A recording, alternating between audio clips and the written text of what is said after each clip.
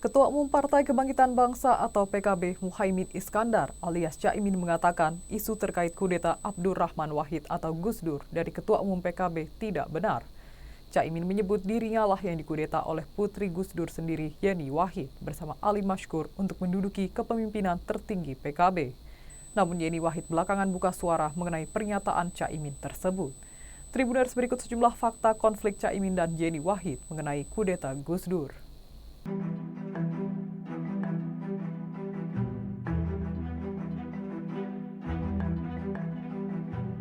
Perseteruan antara keluarga mendiang Presiden keempat Republik Indonesia Kiai Haji Abdurrahman Wahid atau Gus Dur dengan Ketua Umum PKB Muhaimin Iskandar tampaknya tetap mengiringi dinamika politik menjelang pemilihan umum dan Pilpres 2024. Konflik menahun di antara kedua kubu sempat beberapa kali disinggung.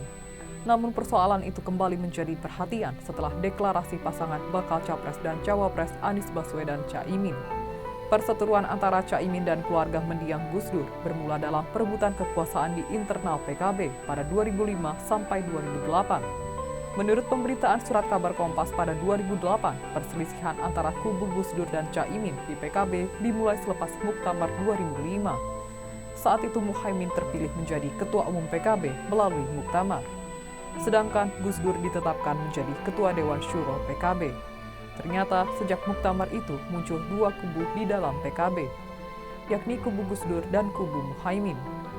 Lantas pada Maret 2008 muncul kabar ada upaya untuk melengsarkan Gus Dur dari posisi Ketua Dewan Syuro PKB. Caranya melalui Muktamar Luar Biasa atau MLB. Dalam rapat rutin gabungan DPP PKB pada 26 Maret 2008 diputuskan mencopot Muhaimin dari posisi Ketua Umum Dewan Tanfis PKB. Dari 30 orang yang hadir, 20 orang memilih opsi agar Muhaimin mundur, 5 orang mendukung agar digelar MLB, 3 suara menolak MLB, dan 2 abstain. Dalam pemungutan suara tersebut, Gus Dur, Muhaimin, dan Mahfud MD tidak mendapat hak suara.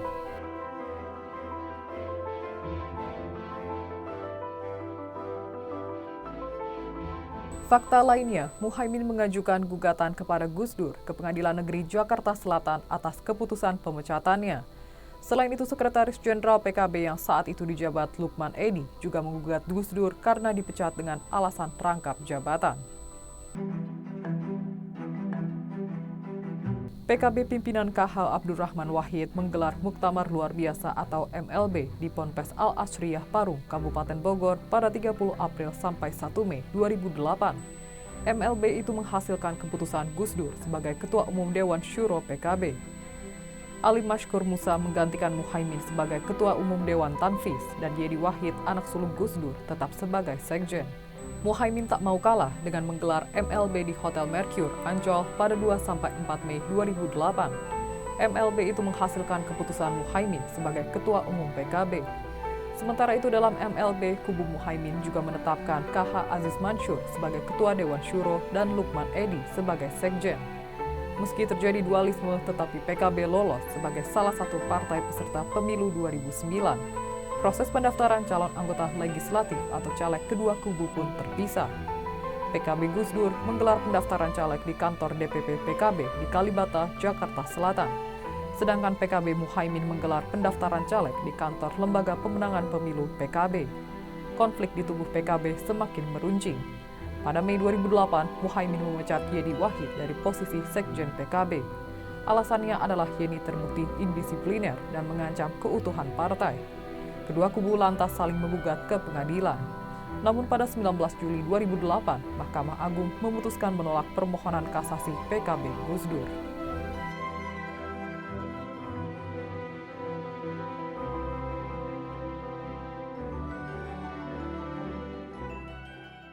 Caimin berulang kali menyatakan dia tidak ingin membahas persoalan ini. Akan tetapi dalam acara Mata Najwa di kanal YouTube Najwa Shihab, Senin 4 September 2023 malam, dia memberikan pembelaan terkait tuduhan telah mengkudeta Gus Dur. Menurut pembelaan Caimin, dia justru merasa dikudeta oleh Yeni dan Ali Mashkur dari kepengurusan PKB. Menurutnya, tuduhan dirinya berkhianat itu sama sekali tidak beralasan. Ia pun mengklaim dirinya lah yang justru dikudeta dan dipecat oleh Gus Dur. Muhaimin mengatakan dia menerima dipecat oleh Gus Dur dari PKB. Akan tetapi ketika menuju proses pendaftaran dalam pemilu, PKB terancam tidak sah karena pergantian posisi ketua umum dianggap tidak sah. Caimin kemudian membuat jalan pintas agar PKB bisa ikut pemilu. Kemudian Caimin menggugat pengangkatan Yeni Wahid sebagai sekjen yang dinilai tidak sah. Dengan cara tersebut, kata Caimin, PKB akhirnya bisa ikut dalam pemilu dan ia tetap menjabat sebagai ketua umum PKB.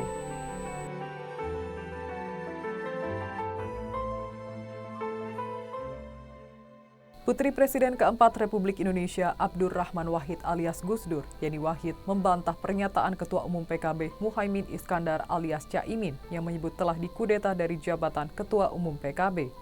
Yeni mengatakan seluruh Indonesia tahu Muktamar Ancol yang digelar Caimin adalah aksi kudeta memberhentikan Gus Dur dari Ketua Majelis Dewan Syuro PKB. Dia juga mengatakan klaim Caimin yang menyebut mendapat restu dari Gus Dur sebagai Ketua Umum PKB di belakang layar tidak bisa dinalar. Karena di depan layar saja sudah jelas kudeta tersebut berlangsung dan mendepak Gus Dur dari kepengurusan PKB. Yeni mengatakan saat ini publik sudah dewasa bisa melihat mana kebenaran yang sesungguhnya dari klaim kudeta yang diucapkan Caimin.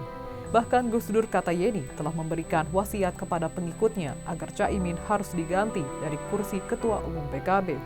Sebelumnya, Caimin menyebut dirinya lah yang dikudeta dari kursi Ketua Umum PKB oleh Yeni Wahid yang saat itu menjadi Sekjen DPP PKB. Sebelumnya, Yeni menyindir keras Caimin yang dinilai ngotot ingin jadi bakal calon wakil presiden untuk Prabowo Subianto kala itu. Dia mengatakan keluarga Gus Dur dengan tegas akan menarik diri dan tidak akan mendukung Prabowo jika mengangkat Caimin sebagai bacawa presnya. Dia menyebut perilaku Caimin yang mengudeta Gus Dur di PKB adalah alasan kuat untuk tidak mendukung sepupunya tersebut. Ia mengatakan Gus Dur yang merupakan pendiri partai disebut oleh Caimin guru politiknya malah dikudeta, apalagi rakyat.